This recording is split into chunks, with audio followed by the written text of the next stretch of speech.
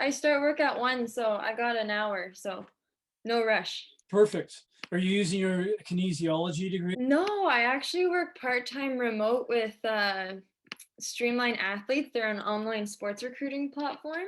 Oh, oh, okay. A startup actually based out here in BC. So it's two athletes from Simon Fraser University who started. So I started with them part-time in October as partnerships coordinator. So it's honestly been like the best job. I enjoy it. And then also with running, working from home part-time is kind of the dream as an athlete, I would say. A good balance and allows you to travel, and it's great. Excellent. Yeah, it sounds like you're fit for the job, pun intended. Hey, so let's talk about this 10K that Malindi Elmore had organized in the Glen Valley Regional Park. You ran a 22nd or so personal best. So, but it was cool. There's three of you. There's no race bibs. There's no big hurrah. There's no big finish area with the crowd or anything like that. So talk about that. You went out, I think, aiming for around 315 splits, and you Yep. ended at 304. So how did you feel? And I think you separated around 3K. The separation began to start. Is that right? Oh, it was more so around 7K actually. We stuck together for most of the race, and then it was just those last 3K where things started to space out a little bit more. But it was a very fun opportunity. Like, it was so nice of Malindi kind of took initiative to plan this and reached out to us athletes and coaches and BC officials too to make it happen. It started just to be a conversation about let's make this a opportunity kind of time trial. But then she was actually able to gather some officials, and luckily that's where Natasha did her half marathon. And that's where I'd done my first 10K in the fall, but she actually had gotten that course sanctioned. So that made it kind of easier to move things quickly. And it was, even though there weren't very many people, it was just fun to come together knowing that it's an official race. We had Regan, Malindi, who were running the 10K, and then we actually had three other girls from the Langley Mustangs who ran 5K of it. So it was nice to add a few more athletes and create a little bit more of a race atmosphere. But it was really low key, and we were just excited to work together and see what we could do on that day. We did plan going out in like that 3:15, so really did stick together, all went out as a group. I was laughing because we were actually running in a line. None of us were really drafting behind each other. So I was laughing about that for about 5K. And then at the 5K mark, just after, we had a pivot turn. And I was feeling pretty relaxed at that point. 10K, it is a longer distance for me, and I'm still figuring out like how early can you push in that. So I'm just like, stay relaxed for as long as possible. And I was feeling pretty good at the 5K mark and thought, okay, we're into the second half now, and just kept my cadence going, feeling relaxed. And then naturally, as I kept that, I just started pulling away from the Malindi and Regan a little bit. But I thought, these girls are fantastic. Like, don't underestimate them. Like, make sure you have a gear left. Expect them to come back. So I was just kind of staying within that zone. And then come, I guess, the last K and a half or so, that's when I thought, okay, let's pick up the gears. And turned out, I guess, I actually had quite a lot left in the tank. I actually surprised myself closing in the last K. So that was encouraging. But 304. 3:04, yeah, and it ended up being a 20-second PB on the exact same course that I had run back. So it was fun to compare on the exact same course. Conditions were pretty similar. It was actually colder when Natasha and I ran. I think it was around 0 when we ran. But it was really fun opportunity, and the cold doesn't really seem to affect me too much. I actually like racing in that temperature. You're I grew from up you're from Southern Ontario. You can handle it. Yeah, exactly. So I grew up running all throughout the winters, and I just enjoy that temperature, especially in cross country. If it's between like 3 degrees and 5 degrees, I actually love that to Oh, race in. nice. Okay, so your personal best was 32:59. Was that the race you're referring to? The one you ran with Natasha, the same place? Yes, that was actually my first 10K Oh, with. okay. I thought somewhere I saw Abbotsford, like you had run a 32:59 in Abbotsford. Well, Glen Valley's, it's kind of on the border of Langley and Abbotsford. Oh, So it was okay. referring to the same course, I guess. Yes, out in that area. Anyone not in the Lower Mainland wouldn't get what I was referring to when I wrote to nearby Abbotsford because it's there. Even I was fooled by that. All right, Oh, so that's fun. that's great. So, what is it about the Glen Valley Regional Park course that is attractive? Is it just dead flat and devoid of traffic? Is that why? Yeah, it was actually, I believe it was Jim Hins and Mary Hins who found this course for Natasha and thought, oh, you guys should come out here. It's nice and quiet. It's completely flat, and it's also a very scenic loop as well. So it's just pretty much straight out and back. There's one little kind of hump in it, and that's it. It goes right along the river there. So it's actually really beautiful and distracting to look around while you're racing, which Yeah. I love, and I think that's why I can't yet conceptualize 25 laps on the track, running 10K. It's nice on the road. Uh, and yeah, it's just quiet. And I think that's pretty much what makes it such a great course as well. We even had one tree. I know it was Lynn Canuco when we were warming up. She's like, oh, you have to keep an eye out. There's a tree with about 20 eagles in it. So I remember when I was actually running in the race, I'm like, oh, there's the tree. And I saw about like 15, 20 eagles just sitting in it. Oh, Just wow. a beautiful course. That's distracting. You want to be in the moment. So anyway, Lynn would know. Maybe you needed a distraction at that point. Well, that was the first few K, so I was still just focusing on relaxing. So What a I great running definitely, community, eh? We got, you can just call up a couple of top level Canadians from nearby, and Jim and Mary are so great. They're always so involved and yes. cycling along in workouts, and they make me jealous with all their skiing photos. But I guess they're retired. And then of course with Len, former record holder, medalist. What a great community, eh? Exactly. Yeah, both athletes, coaches, and officials all around. And yeah, I feel very fortunate to have that here in Vancouver. I grew up in, yeah, small town in Ontario, Bracebridge, which has a great community, but obviously it's not like as big or as many runners as Vancouver. So I just feel really lucky to live in a place now where there are so many different groups who are running at a high level and are just so supporting, and it's great opportunities like this, even though we don't train together, whether it's just trying to coordinate these smaller official events or last summer coordinating those time trials. We all came together to just make those happen. So Being on the North Shore, what an athletic sort of environment with the mountains and all the skiers, boarders, hikers, grouse grinders, yes, it's quite the outdoor community. cyclists. Yeah. Exactly. I know a lot more hills. We moved out here. So I went to UBC, lived in kind of Kits area for a few years, and then we decided to make the move, my fiance and I, to North Vancouver about 2 years ago, just because we like the proximity to the outdoors, and also just growing up in a small town. I like it's a little bit quieter over here, feels a little bit more residential in the place we live. We live in Lynn Valley, so it's kind of a little community among Mhm. itself on the North Shore. But it's a lot hillier, and I tell people it took me probably 6 months to climatize to like the hilly routes or find my trails, because you think, oh, you'll hop in the trails, but you realize they're mountain biking trails, right?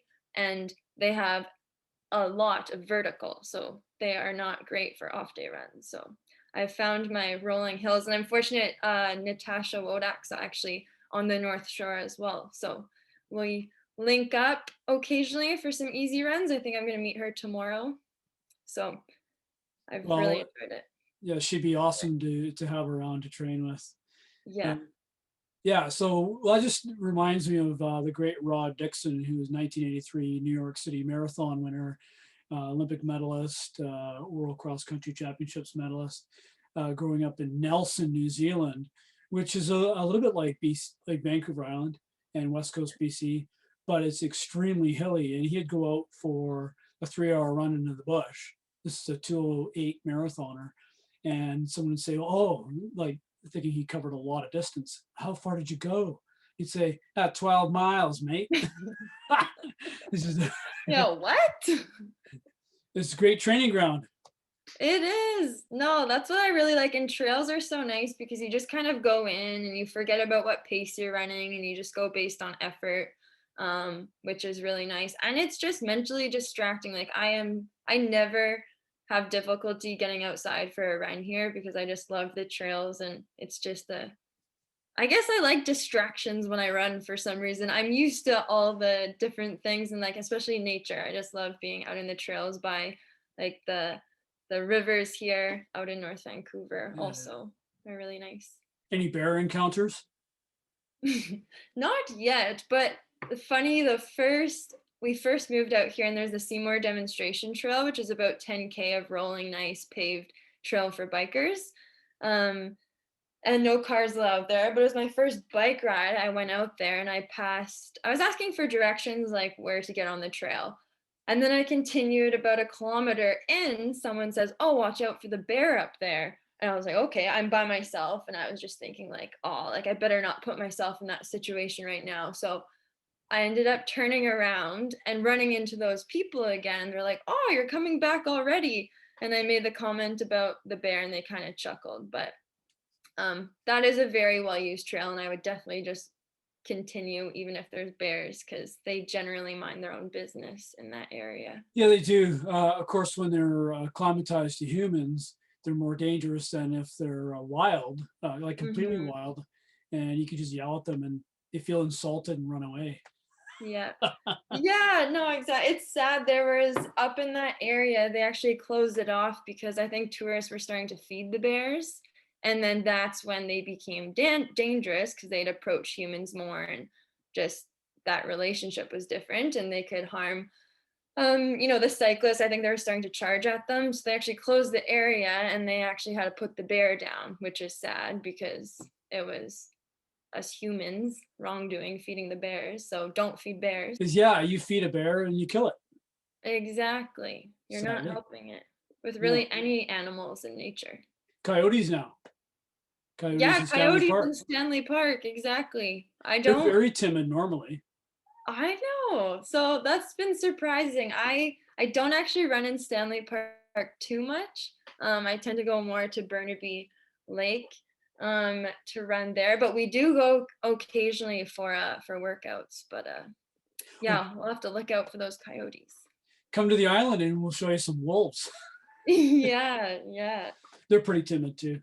So, talking about this, getting back to the virtual race, Yep. if you take your 32, 38, and you take all the little things that affect a race, perhaps I know you don't want to talk about, or you don't want to race a 25 lap race, but just I'm thinking if that was a 25 lap race and a little bit better conditions in a real race environment with spikes on the rubber track, that perhaps you'd be sub 32, which is getting not too far from Natasha Wodek's national record. Um, but if you convert that to your 15, or sorry, your 5K time, Olympic standards 15:10, that's getting pretty close. If you do some backwards math on that, it's like 15:15, 15:10. So are you going to really go for that one, or are you going to go for the 1500 meter, which you're 3 seconds out on that unofficially? Yeah, so to start, I guess I mean, 10K was a fun distance to go out, see what we could do. It was definitely a fun experience, and I'd be keen to do another 10K road race and just see if I can improve on my time again. But I do think when you have a good, positive race, it's so easy to think, oh, what if I do this and hop on and, see what I can do. And you think that you can make this huge jump. But right now, I'm definitely excited to work on shorter distances, focus on the 5K 15.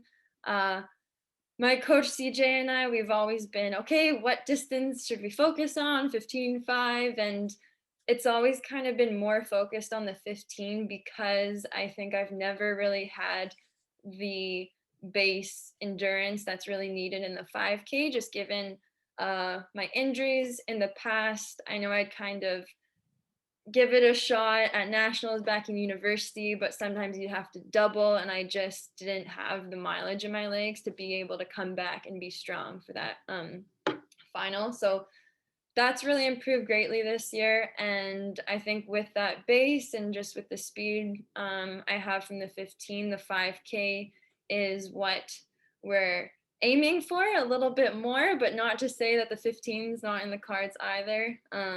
But yeah, so I would say the 5K is more the hopeful event to go for this year and see what I can do. And I think just the 10K, having that gives me some confidence in my strength, and hopefully that will translate to a solid 5K this year. Well, I think so, and Chris, who knows you much more than I do, feels that way too. That all your PBs are coming down. I'm sure you guys talked about that, but it's funny you describe his training method. I just asked you to describe if you could describe his training, and it reminds me of one of the great coaches in the world right now, Nick Bideau of Melbourne, Australia, who's coached many of the greats from Australia and continues to now. And one of the things, a couple of things that you talked about was establishing the aerobic base, which is very Lydiard like and very Bideau like, and also changing up all the quality sessions so you don't know what's coming up. And that's a big part of his. So CJ, I don't know if he's channeling Nick or he's just a smart coach. I know he's a smart coach, but so you're in good hands. And then obviously the transition from having 3 seasons per school year, which isn't even 12 months, 3 seasons with cross, indoors and outdoors. Mm-hmm. You now have a chance to recover and super compensate and perhaps having the aerobic base and the logical growth in your aerobic training with CJ has really just made this whole consistent process show your talent. Now you're arguably probably close to 32, which means close to 15. So do you Yeah, feel we'll that? see. Time will tell with that. And I think CJ's great. He doesn't, like with his athletes, he won't talk about all the kind of findings or what he's looking into, but it really is shown in the workouts that he gives us and presents. Any athlete of his can tell you that we get so excited for his weekly emails with workouts because you literally never get bored of his workouts. They're always slightly different or incorporating something new.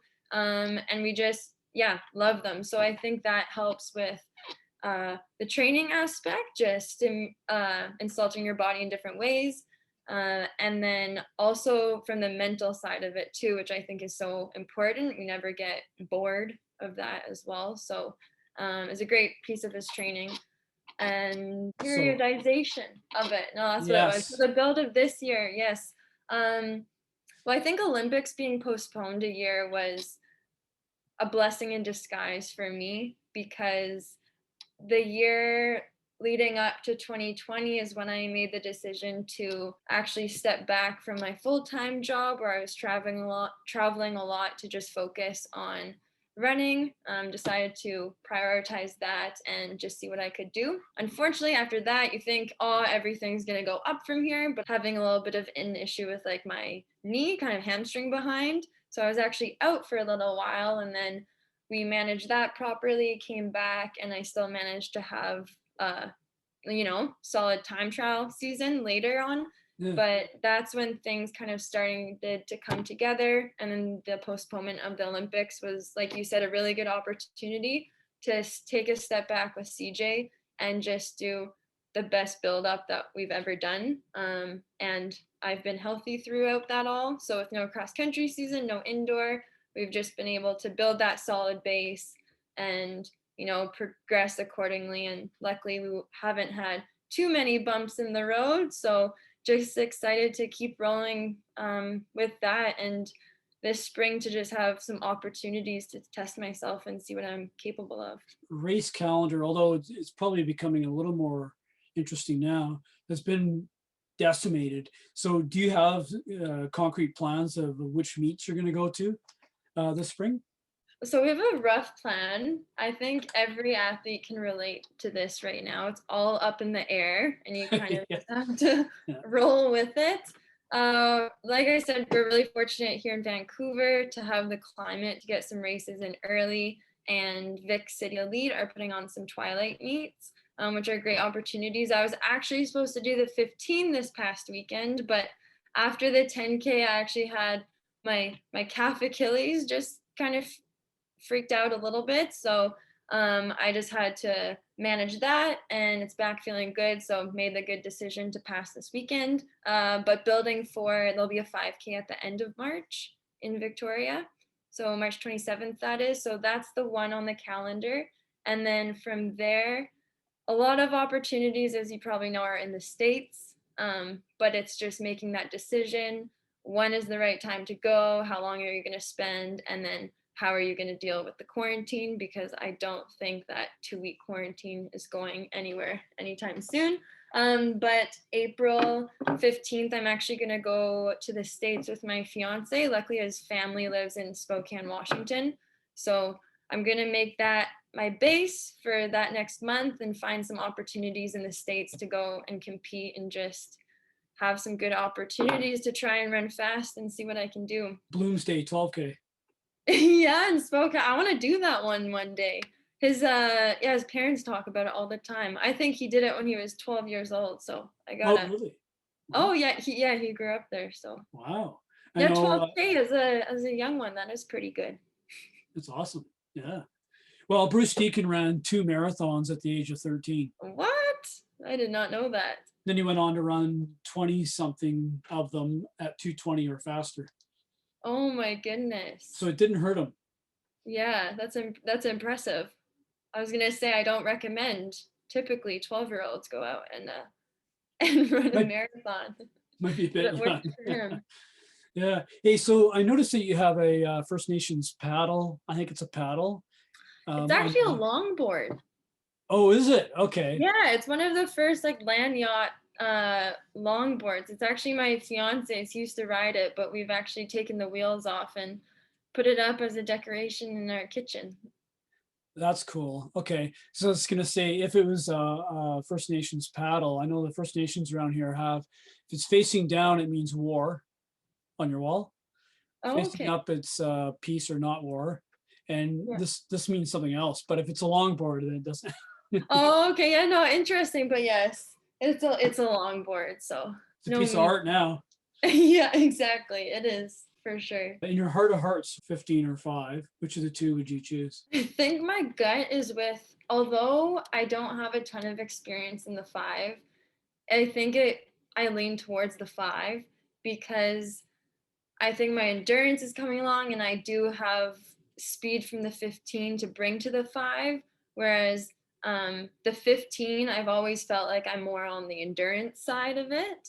Um, but but speed again is, I've been working on that and has been coming along too. So that's why, I'm not dropping the 15 by any means, but I think my gut's in the 5K kind of long term where I see myself. You're just as close to the 15 unofficially as you are to the 5 unofficially, qualifying with your new personal bests. Is that 10K, speaking of official and not official, is that 10K, is it official yet? Like I see World Yeah, Athletics hasn't kept up. They still have you as 32:59.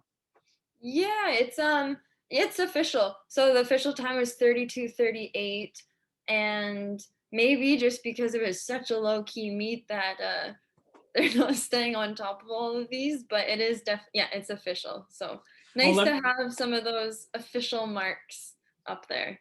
They're let tough to come by. let me tell you, they're not super quick to update personal best because I've used their personal bests in interviews and stories and have been called by the athletes, hey, I'm faster than that. Change that now.